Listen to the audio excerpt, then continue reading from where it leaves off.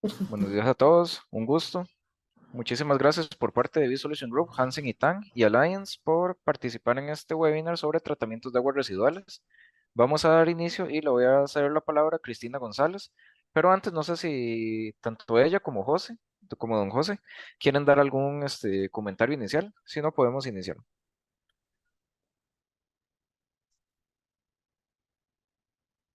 Hola, buenos días a todos. En primer lugar, desde Hansen Tan Consultants, Bisolution Groups y Alliance, queremos darles las gracias a todos por acompañarnos en este webinar. Hoy vamos a tener el placer de escuchar a Cristina González, quien es nuestra especialista consultora en temas ambientales, una breve ponencia sobre el tratamiento de aguas residuales. Dicho esto y agradeciéndoles nuevamente que nos estén acompañando la mañana de hoy, los dejo con Cristina González. Buenos días a todos. Primeramente queremos agradecerles su participación y su interés en compartir con nosotros este tema tan interesante como lo es el tratamiento de aguas residuales, y también agradecer a nuestros socios estratégicos en la región como Alliance Advisory Services y nuestro apoyo, el apoyo también recibido de B-Solutions, que han hecho un excelente trabajo en la promoción de este webinar. Bienvenidos a todos.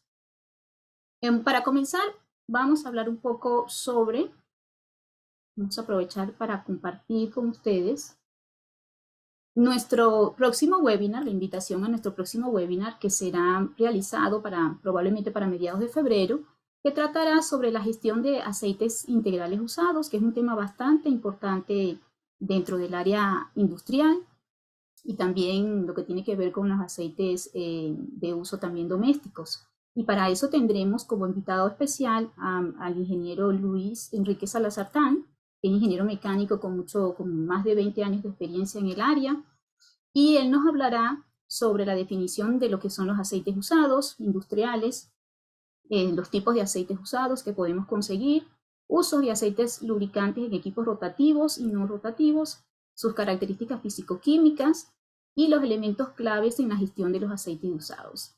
También se va a comentar un poco sobre las regulaciones en nuestra región, y de antemano lo invitamos para este webinar que va a estar muy, muy interesante y con un tema muy actual.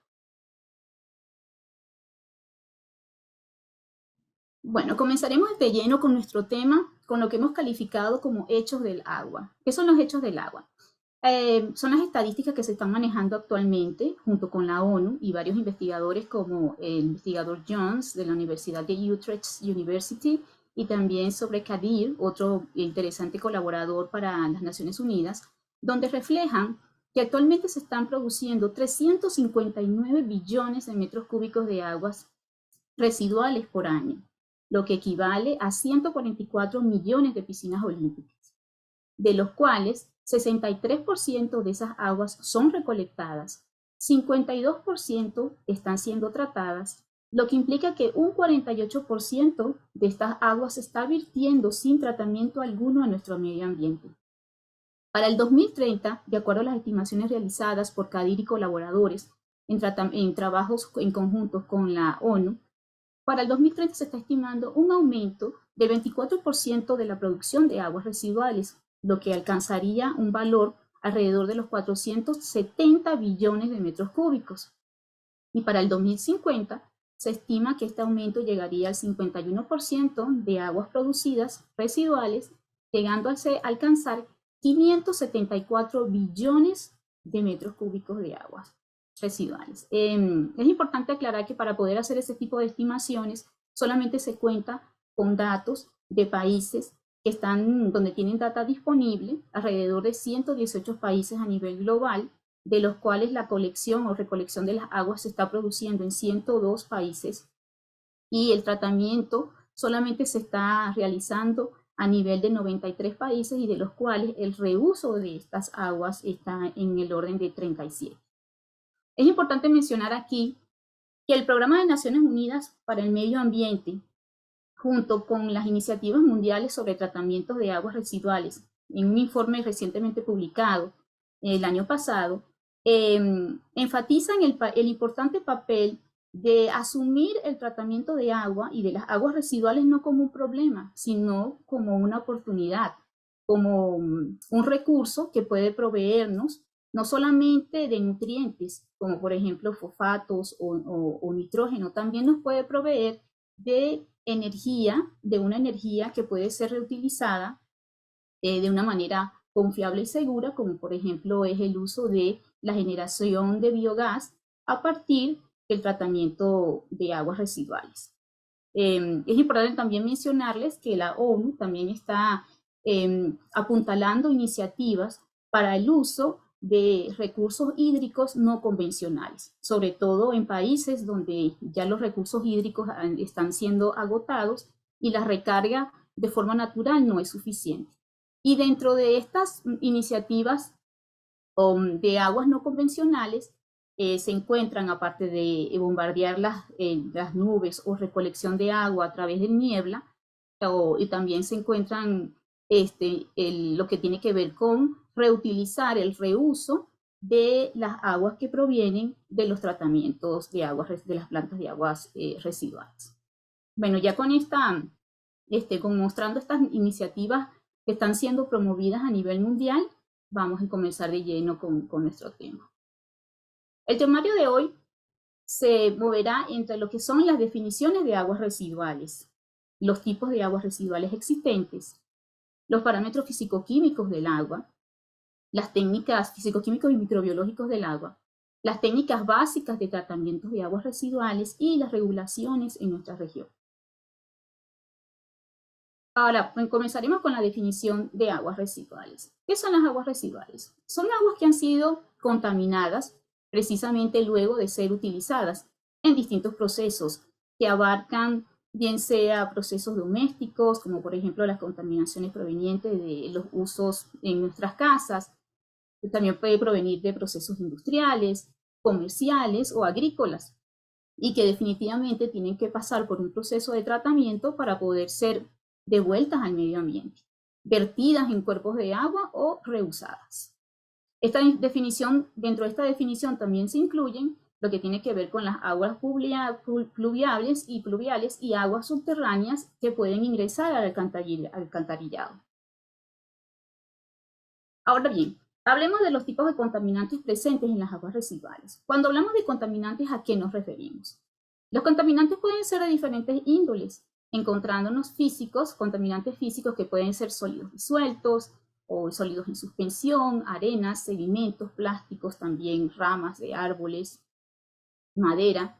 Pueden ser biológicos, como por ejemplo el caso de E. coli, coliformes, virus, bacterias, restos de animales y también de plantas. También pueden ser de naturaleza química, como es el caso de materia orgánica, hidrocarburos, nitrógeno, fósforo, metales pesados, detergentes, pesticidas, y también pueden ser gaseosos, como por ejemplo metano, CO2 y H2S. Este tipo de contaminaciones asociadas a las aguas va a venir íntimamente ligada al tipo de fuente donde se originan estas aguas, al proceso de producción principalmente. Ahora, ¿cuáles son los tipos de aguas residuales que podemos conseguirnos? Principalmente podemos conseguirnos las que provienen de procesos domésticos o aguas negras, que también se denominan aguas negras, que provienen de desechos de inodoros, heces, orinas, de aseo personal, de las limpiezas de nuestras casas o de las cocinas. También pueden ser de origen industriales, que proceden de diferentes tipos de industrias, como por ejemplo las petroleras de petróleo y gas, las empresas mineras, las industrias que tienen que ver con el procesamiento de alimentos y de bebidas, la confección de ropas y zapatos, autos, computadoras, y pueden contener un sinnúmero de contaminantes, como por ejemplo aceites, detergentes, antibióticos, ácidos y grasas, y otros productos y subproductos de diferentes orígenes minerales, químicos, vegetales o animales, y su composición es muy variable, como ya les comentaba.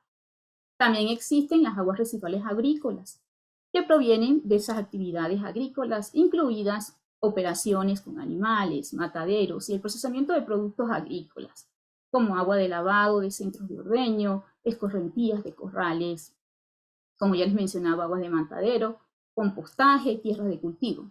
Y también existe otra clasificación que son las aguas residuales agroindustriales, que provienen de procesos agroindustriales como por ejemplo la producción de bioetanol, caña de azúcar, de ingenios azucareros, aceites de palma, etc.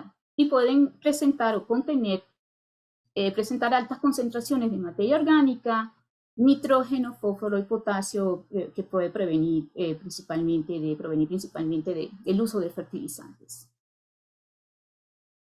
Ahora bien, es importante mencionar que los procesos o que este tipo de contaminaciones provenientes de diferentes fuentes también pueden ocasionar otras afectaciones a nivel ambiental, como por ejemplo, tengo aquí como un ejemplo las aguas provenientes de procesos mineros, que pueden ser aguas acídicas con contaminación por metales pesados, pueden contaminar asimismo las aguas subterráneas, pueden también afectar o proporcionar residuos altamente salinos, pueden provocar efectos sobre la sedimentación y erosión y la contaminación de acuíferos. Este ejemplo es para observar cómo un tipo de agua en específico puede tener afectaciones en otros medios alrededor de donde se encuentran estas aguas.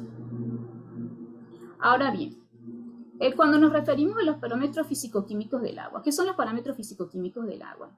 Son estos parámetros que debemos utilizar y que deben ser medidos para poder caracterizar nuestras aguas, y también nos sirven como referencia para saber cómo va avanzando el proceso o el tipo de tratamiento que se haya determinado que sea el más útil para procesar las aguas residuales que tengamos presentes. Ahora bien, ¿qué tipo de parámetros serían unos de los más importantes? Sólidos suspendidos, que se define como la cantidad de partículas orgánicas e inorgánicas que no sedimentan debido al movimiento del agua. También se encuentra la demanda bioquímica de oxígeno, denominada DBO, que se utiliza para medir esa cantidad de oxígeno que es consumido por los microorganismos en las plantas de tratamiento y que constituye una estimación de la cantidad de materia orgánica que puede ser fácilmente biodegradable que contiene una muestra de agua. También otro parámetro significativo dentro de esos parámetros significativos está la demanda química de oxígeno, que es esa cantidad de oxígeno necesaria para oxidar la materia orgánica por medios químicos y convertirlas a CO2 y agua. Ahora bien, cuanto mayor es la demanda química de oxígeno, más contaminada se encuentra el agua.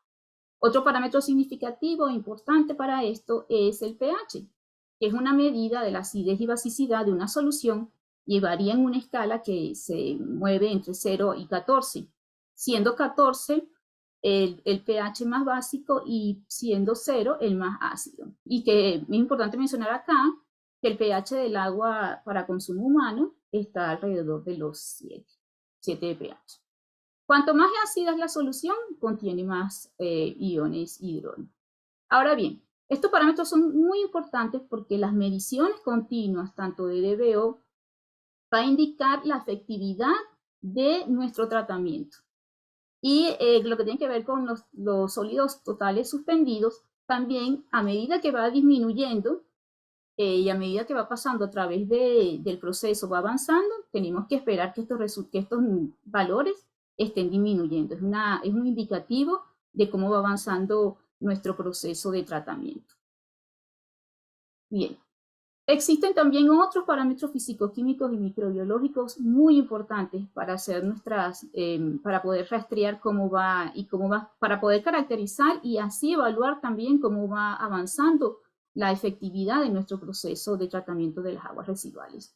Dentro de estos parámetros se encuentra turbidez, color, sólidos, olor, temperatura, cloruros, sólidos disueltos, conductividad, alcalinidad, nitratos, fosfatos, fenoles, coliformes fecales, E. coli, los nematodos intestinales, que son los parásitos, compuestos de amonio, metales pesados, aceites y grasas, restos de fertilizantes y pesticidas, hidrocarburos que son muy utilizados en la industria de gas y petróleo, y las sustancias activas al azul de metileno, que son utilizadas principalmente para determinar la presencia de detergentes, de sustancias tensoactivas.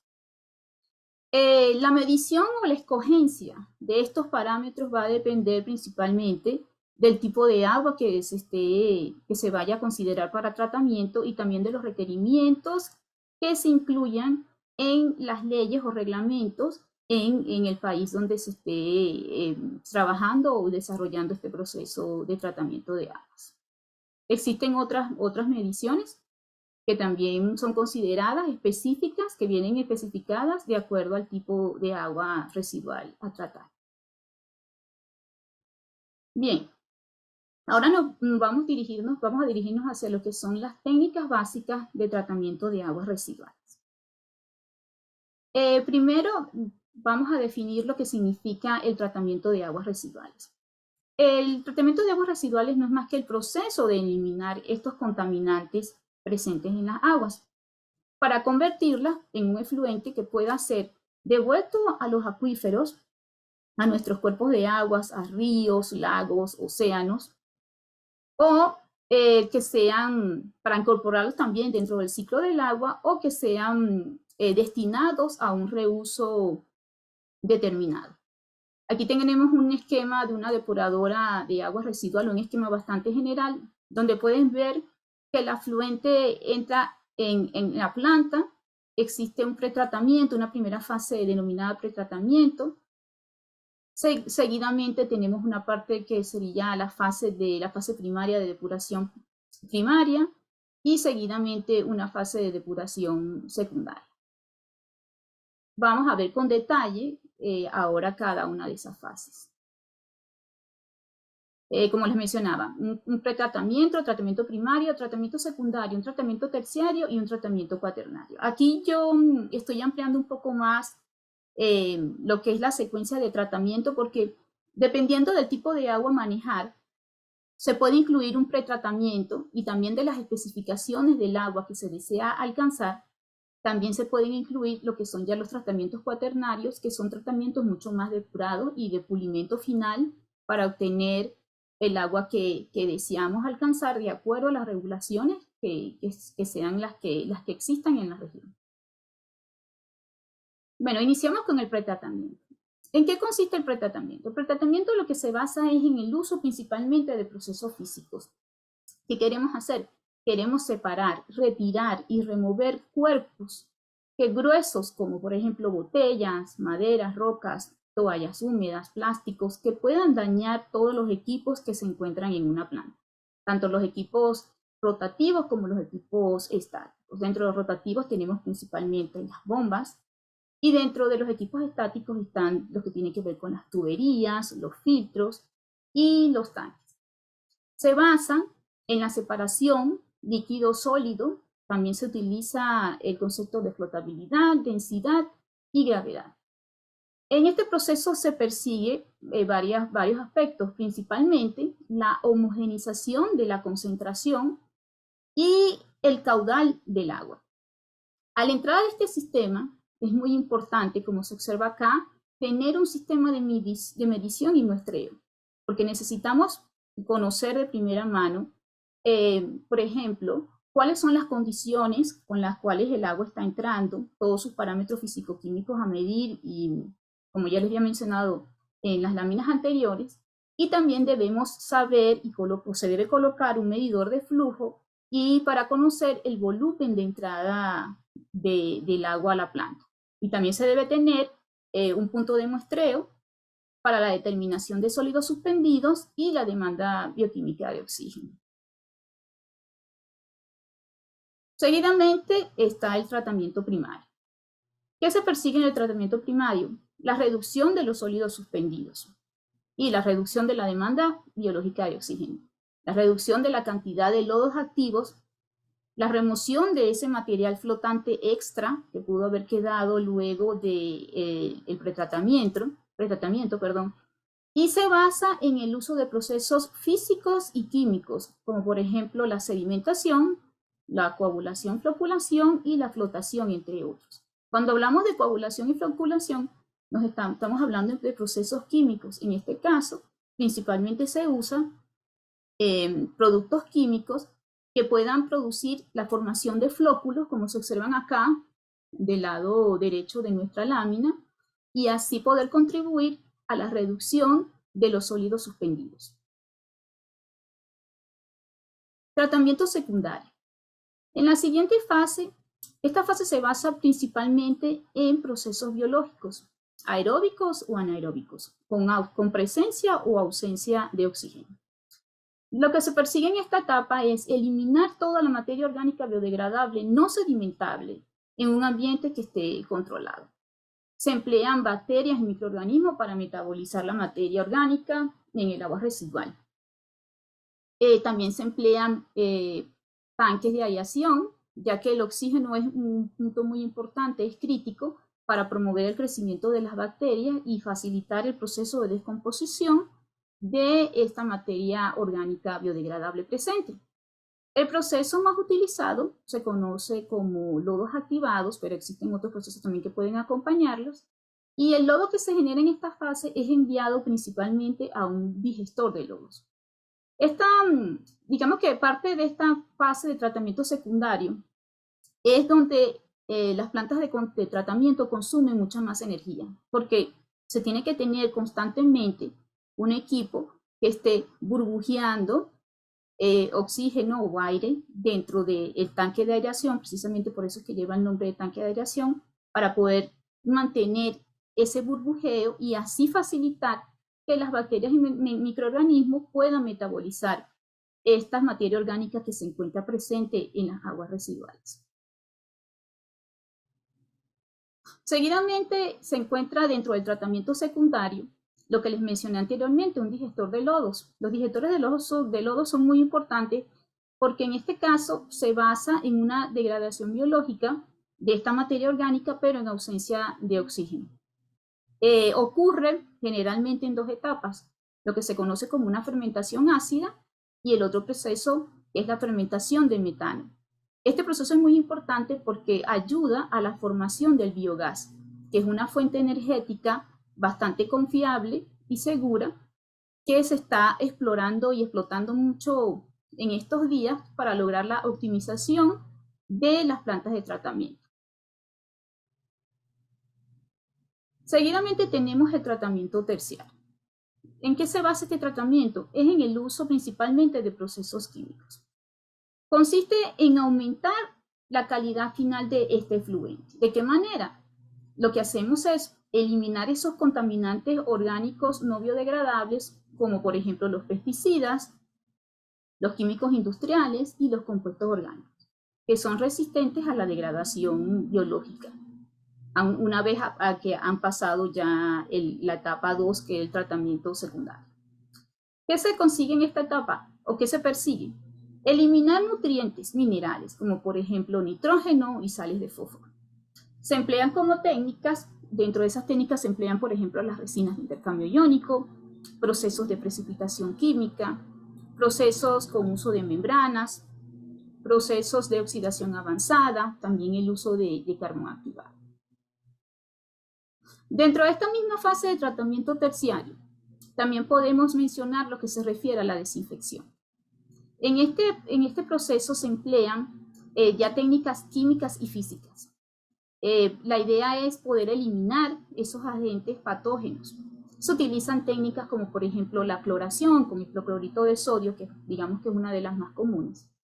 También se puede utilizar la ozonización a través de radicales libres como agentes oxidativos del ozono, también es una técnica bastante utilizada.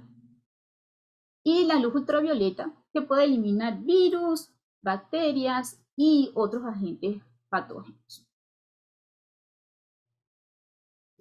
Ahora vamos al tratamiento cuaternario. El tratamiento cuaternario realmente es utilizado, no está tan ampliamente utilizado, va a depender específicamente de la condición del agua que estamos manejando y los niveles de exigencia hacia dónde nos queremos dirigir. Por ejemplo, en el tratamiento cuaternario, la idea de este tratamiento es la difusión de esos contaminantes emergentes.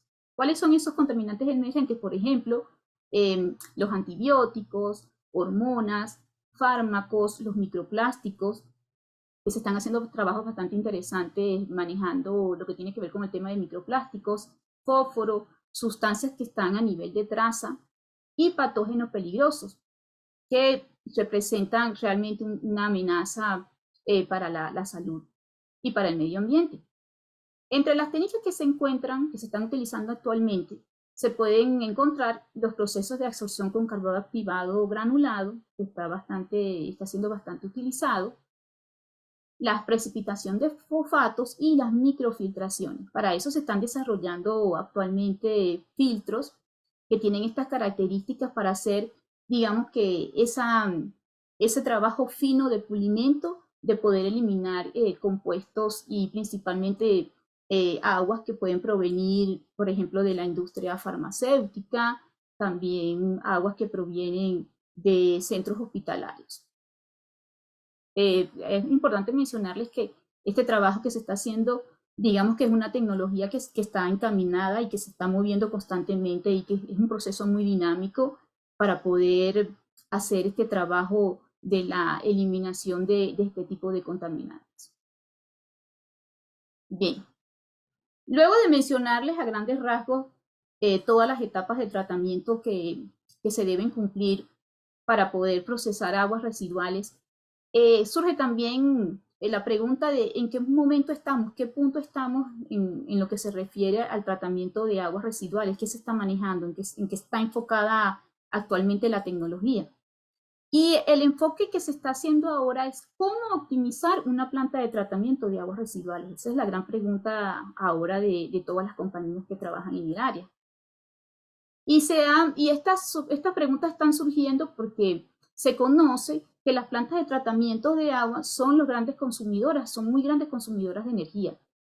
Que la electricidad constituye, por ejemplo aquí en este país, en Estados Unidos, la electricidad constituye entre el 25 y el 40% del presupuesto operativo anual de las plantas de tratamiento. Y que principalmente, digamos que el gasto energético mayor se hace principalmente en el tratamiento aeróbico tradicional, que sería utilizando esta parte que se utilizan los tanques de aireación que les mencionaba anteriormente. El tanque de aireación prácticamente tiene que estar funcionando 24 horas para poder proporcionarle el oxígeno necesario a los tanques de aireación para poder completar el proceso de la fase secundaria de tratamiento. ¿Qué se está haciendo para poder cubrir este tipo de factores tan importantes como es el consumo energético de las plantas de tratamiento de aguas residuales? Bueno, se está desarrollando tecnología y dentro de estas tecnologías que se están desarrollando se encuentra, por ejemplo, los reactores de biopelículas aireados por membrana, que se está demostrando que puede reducir en un 50% el uso de energía dentro de una planta de tratamiento y se basan principalmente en que en lugar de estar bombeando estas burbujas de aire constantemente, lo que se está utilizando este tipo de tecnología es se pasa pasivamente un aire a través de membranas y es mucho más efectivo y eficiente que estar haciendo un burbujeo constante de aire que se ha demostrado que tampoco es efectivo porque muchas veces esas burbujas alcanzan la superficie rápidamente y no le dan tiempo a los microorganismos de poder utilizar. ¿Qué otro proceso se está utilizando también para optimizar el coste de energía en el tratamiento de aguas residuales? También se está utilizando el uso de cogeneración. Para eso, las plantas tienen que contar con un digestor de lodos, como yo les mencionaba anteriormente, para poder producir biogás. Este biogás, principalmente, que debe estar enriquecido en metano, que es una fuente energética confiable, es luego enviado, como se observa aquí, a una planta de cogeneración, donde este biogás es utilizado principalmente para el calentamiento de calderas y el vapor generado va directamente a turbinas de vapor y luego con esta turbina se genera energía eléctrica. Se ha demostrado que las plantas que tienen el proceso completo, incluyendo esta fase de cogeneración, pueden cubrir todos sus requerimientos energéticos para poder desarrollar la planta, para poder planificar y trabajar la planta sin problema, y también se ha notado en muchas regiones que este tipo de energía también puede de alguna manera abastecer la energía eléctrica de pueblos cercanos. Continuamos aquí. Ahora vamos a hablar un poco sobre las regulaciones. Bueno, dentro de las regulaciones es importante mencionar siempre las que vienen del Environmental Protection Agency, que es la agencia federal de aquí de los Estados Unidos. Ellos tienen una ley que se llama la Ley de Agua Limpia, CWA por sus siglas en inglés, que constituye la columna vertebral de todas las regulaciones en cuanto al tema de descargas de contaminantes en las aguas y los estándares de calidad de las aguas superficiales. También tienen un programa de permisos del Sistema Nacional de Eliminación de Descargas y Contaminantes que aborda la contaminación del agua, regulando las fuentes de descarga puntuales, y también contiene los límites de las condiciones de los parámetros físico-químicos, los cuales se deben alcanzar para poder tener los permisos para hacer las descargas a cuerpos de agua. Eso también incluye los requisitos de monitoreo y los informes que se deben completar y otras disposiciones para garantizar que la descarga no vaya a afectar en ningún momento la calidad del agua ni la salud de las personas. Otra legislación también importante para nosotros es la Directiva de Marco del Agua de la Comunidad Económica Europea, que también registra lo que tiene que ver con esa estructura básica de cómo deben ser manejadas las aguas, cuáles son los parámetros que se deben alcanzar dependiendo del tipo de industrias de donde provengan. También determina qué tipo de análisis o caracterizaciones deben ser realizadas y bajo qué condiciones también las aguas deben ser depositadas a los cuerpos de agua principalmente, o las condiciones que se necesitan para que las aguas sean reusadas. En nuestras regiones tenemos, por ejemplo, en Panamá, dos reglamentos muy importantes, que es el reglamento de GNTI, Copanic 35 del 2009, del Medio Ambiente y Protección de la Salud, Seguridad y Calidad de Aguas descargadas de fluentes líquidos a cuerpos y masas de aguas continentales y marinas, que establece también cuáles son las condiciones a las cuales las aguas deben ser vertidas en estos cuerpos de agua luego de ser sometidas a los tratamientos específicos de acuerdo a las condiciones de la fuente y del proceso industrial de donde proviene. Y también se tiene el reglamento técnico de GNI Copanic 2499 que habla de la reutilización de las aguas residuales tratadas. Para Panamá es importante también, ellos mencionan que dependiendo del tipo de aguas, bien sea principalmente aguas que provengan de aguas municipales, de residuos municipales, provenientes de residuos municipales, este tipo de aguas son principalmente las que pueden ser reusadas y dentro de la ley establecen que se permite también el reuso para por ejemplo, regadíos de jardines, de campos de golf y principalmente puede ser también utilizada para procesos agrícolas, pero principalmente que no sean frutales, sino plantas que no sean principalmente afectadas por este tipo de aguas, porque para poder ser reusadas las aguas deben cumplir con unas especificaciones mucho más estrictas en el área microbiológica, lo que tiene que ver con la presencia de bacterias, y las regulaciones son mucho más estrictas para poder reusar las aguas.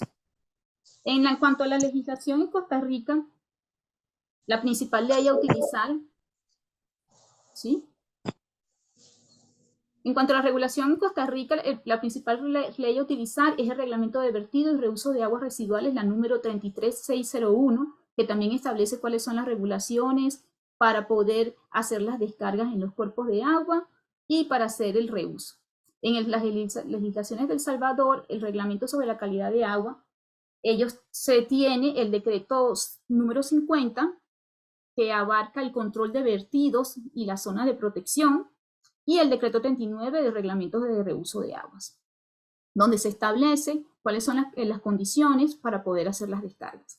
Y en la legislación de Guatemala, los reglamentos de las descargas y reuso de aguas residuales y de la disposición de lodos está en el acuerdo gubernativo número 236 del 2006, donde también establece este tipo de condiciones bien específicas de cómo deben ser reusadas las aguas y a dónde deben ser depositadas, vertidas y las condiciones que exige la ley.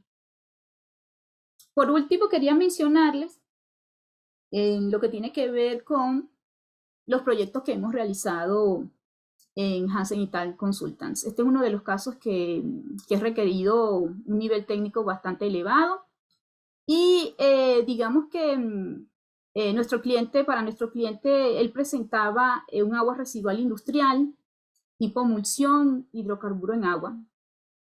La fuente era proveniente de una planta de deshidratación de gas natural.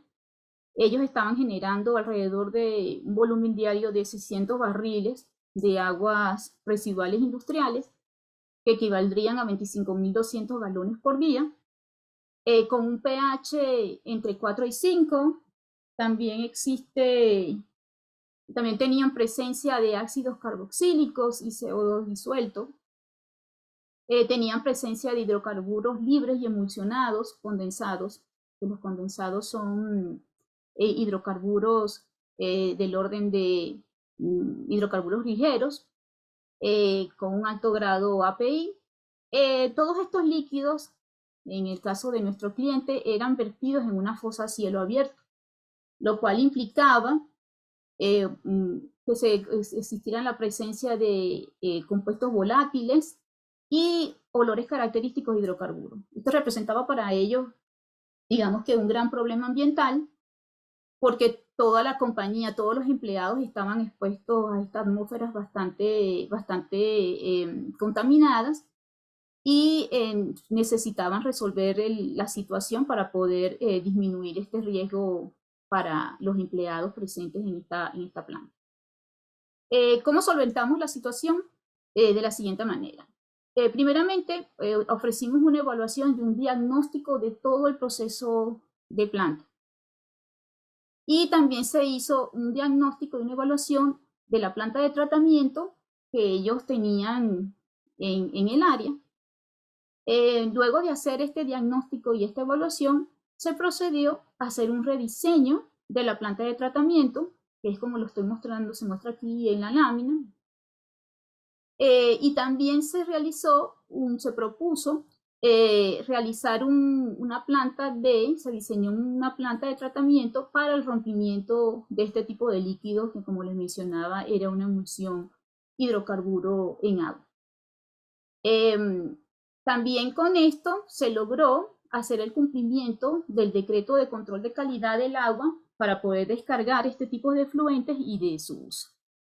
Es importante mencionar acá que inicialmente se tenía un agua con alto contenido de hidrocarburos y a través del diseño propuesto por nosotros se logró hacer de una manera bastante expedita el mejoramiento de este tipo de agua y alcanzar los valores deseados por el decreto 883, que era el que exigía en ese momento las operaciones de este tipo de plantas.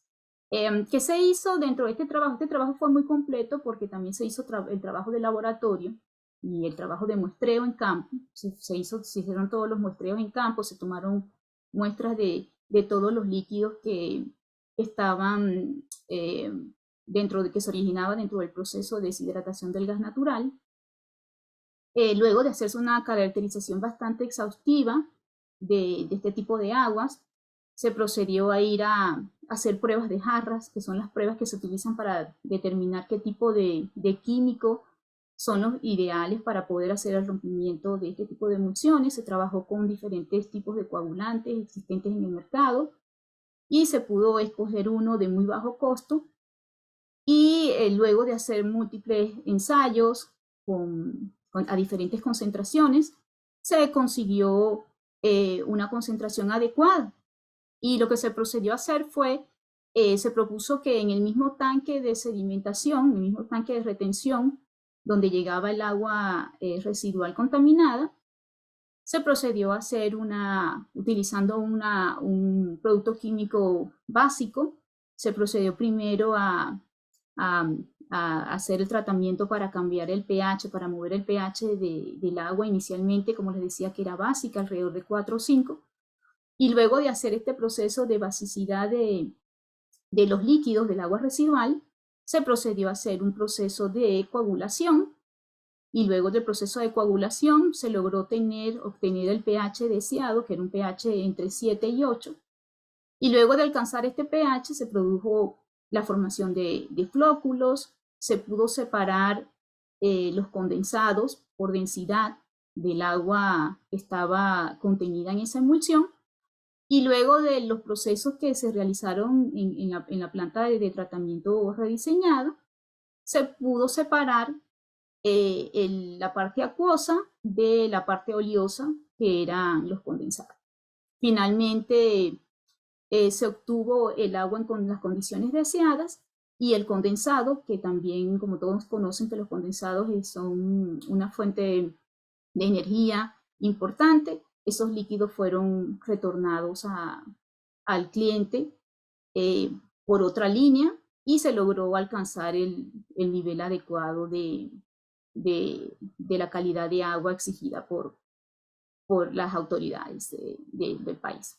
Bueno, es importante mencionar que uno de los puntos que también se desarrolló y que siempre se le propone a nuestros clientes es el hecho de la separación de las corrientes.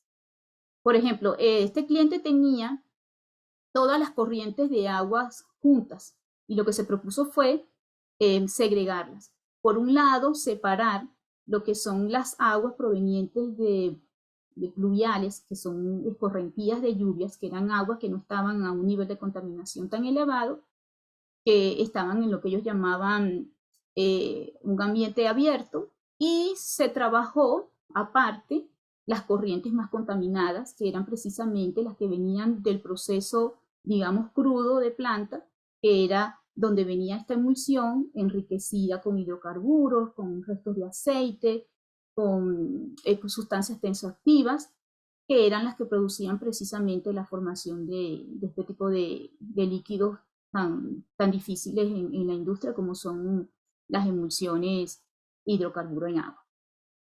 Bueno, entonces inicialmente ellos tenían problemas porque, como estas aguas no eran procesadas correctamente, tenían que utilizar cisternas para poder enviarlas a plantas de tratamientos externas, y digamos que la inversión era significativa en transporte y en tratamiento externo, y luego de nuestro trabajo se logró hacer todo este proceso dentro de planta, eliminando así el proceso de transporte y la contratación de compañías o terceros para que le pudiesen realizar el tratamiento de estas aguas tan específicas. Se disminuyó el riesgo ambiental también, porque al separar las corrientes y al romper las emulsiones, se pudo eliminar el riesgo que tiene que ver con los compuestos volátiles orgánicos presentes, y también la presencia de compuestos aromáticos, como por ejemplo benceno. Digamos que el impacto fue bastante significativo para ellos, y finalmente se pudo también hacer un reuso de estas aguas, ya que estas aguas fueron colocadas dentro del loop de producción, y estas aguas fueron posteriormente inyectadas en pozos para hacer recobro secundario de crudo. Bueno, quería mostrarles con este caso que tuvimos cómo se maneja, cómo es nuestra dinámica dentro de Hansen & Tang Consultants para poder manejar estos temas ambientales, que por supuesto personalizamos dependiendo de los requerimientos de nuestros clientes, siempre dentro del manejo del cumplimiento ambiental. Bueno, ahora vamos a hablar brevemente de nuestros servicios. Como les mencionaba anteriormente, tenemos el área de asesoría en el diseño, construcción y arranque de plantas de tratamiento de aguas residuales domésticas e industriales. También brindamos asesoría en el cumplimiento medioambiental, para la protección del medio ambiente y para la prevención de delitos ambientales, capacitaciones especializadas, seminarios y conferencias en estas áreas, específicamente tratamiento de aguas residuales, manejo de materiales y desechos peligrosos, También en el manejo de desechos universales, municipales e industriales, control y prevención de derrames y contramedidas. Ya hemos hecho un webinar también gratuito en el área de manejo de residuos que próximamente vamos a tener disponible si desean verlo. También tenemos y brindamos asesoría en el manejo y gestión de proyectos ambientales en las áreas de remediación de suelos y evaluación de aguas subterráneas. Ofrecemos asesoría en el diseño, revisión y actualización de planes integrados de manejo de residuos sólidos, plan de manejo de residuos peligrosos y plan de reciclaje para la gestión ambiental. También brindamos asesoría en el área de auditorías ambientales in situ. En este caso, las auditorías ambientales, vamos a las instalaciones, nos aseguramos de que estén cumpliendo con los requerimientos exigidos en el espacio donde se esté desarrollando esa actividad económica y los preparamos entonces para las auditorías que tienen que ver con los ministerios en el momento que sea necesario hacer las visitas ministeriales y todo lo que tiene que ver con las auditorías en esta área. También brindamos apoyo en el diseño y gestión de sistemas de gestión medioambiental basado en la norma ISO 14001 para la adopción de mejores prácticas ambientales y el cumplimiento de políticas, controles y procedimientos. Y tenemos también el soporte técnico para muestreo, análisis, interpretación de resultados en diferentes tipos de renglones como agua, suelo, gas natural, cromatografía de gases, medición de humedad, entre otros. También brindamos asesoría, como les mencioné, en el proceso de pruebas de jarra para verificación de productos químicos y para prueba de productos químicos en el área de tratamientos de aguas residuales. Como les mencionaba, en cuanto al tema de capacitaciones, ya tenemos un curso de fundamentos básicos del manejo, reuso y disposición de aguas residuales, esto específicamente adaptado al sector agroindustrial. Es 100% virtual y está disponible en nuestra plataforma de Hansen & Tang Consultants. También tenemos cursos de fundamentos básicos del manejo y gestión de residuos municipales o urbanos, gestión integral de residuos, diseño y gestión en base al ISO 14001, almacenamiento y etiquetado de productos químicos, que también es un tema muy interesante, diseño y gestión de planes de prevención y control de derrames, inspección y auditorías ambientales y refrescamiento de reglas de cumplimiento. Dentro de nuestro departamento de cumplimiento ambiental, dentro de Hansen & Tang Consultants, estamos constantemente revisando si existe alguna actualización de las normativas en nuestras regiones y cómo eso impactaría todo lo que tiene que ver con los procesos industriales y a nuestros clientes. Y tenemos acá nuestros contactos. Tenemos nuestros contactos en Panama City, donde tenemos a José Manuel Pérez Hansen. Y en Houston, Texas, me tienen, por supuesto, que a mí para cualquier tipo de consultas, asesorías. Es muy importante mencionarles que hacemos la personalización completa del servicio, nos adaptamos a nuestros clientes y la idea es aportar soluciones que sean ambientalmente, digamos que cumplan con las normativas ambientales, siempre dentro de lo que tiene que ver con el cumplimiento ambiental, que es nuestro compromiso con nuestros clientes para poder darles soluciones integrales, adaptadas y también trabajando, digamos, con lo último que está moviéndose dentro de la tecnología. Bueno, con esto doy por terminado nuestro temario de hoy y si tienen alguna pregunta. Me parece que por el momento no hay dudas o consultas. Entonces, si gustan, hacemos el cierre del webinar. Sí, bueno, yo quiero agregar algo, Daniel. Es importante Claro. también mencionarle, gracias a nuestros clientes, que también estamos trabajando dentro de lo que es el área de los KPIs o KPIs de las áreas de nuestras ambientales, estos instrumentos que miden, por ejemplo, lo que tiene que ver con el impacto de los gases de efecto invernadero. Y es importante mencionarles que en el área de tratamiento de aguas residuales, estos instrumentos de mediciones son importantes. Agua que no es tratada un agua residual que no es tratada impacta incluso 3 o 4 veces mucho más para la generación de gases de efecto invernadero. Por eso consideramos y le aconsejamos a nuestros clientes siempre considerar esto tiene que ver con el tratamiento de aguas residuales, independientemente del proceso industrial o de la industria donde se encuentren, porque esto también impacta lo que tiene que ver con este tipo de emisiones y debemos acatar las regulaciones nacionales e internacionales porque todos nuestros países, en todas nuestras regiones, con estas nuevas leyes que se están manejando, el interés es de poder pasar de estas economías lineales a lo que tiene que ver con las economías circulares. Y parte de este compromiso es cumplir lo que tiene que ver con las regulaciones de los gases de efecto invernadero. Así que también trabajamos lo que tiene que ver con este tipo de instrumentos de medición del impacto de todo lo que tiene que ver con los problemas ambientales y específicamente en el manejo de tratamiento de aguas residuales.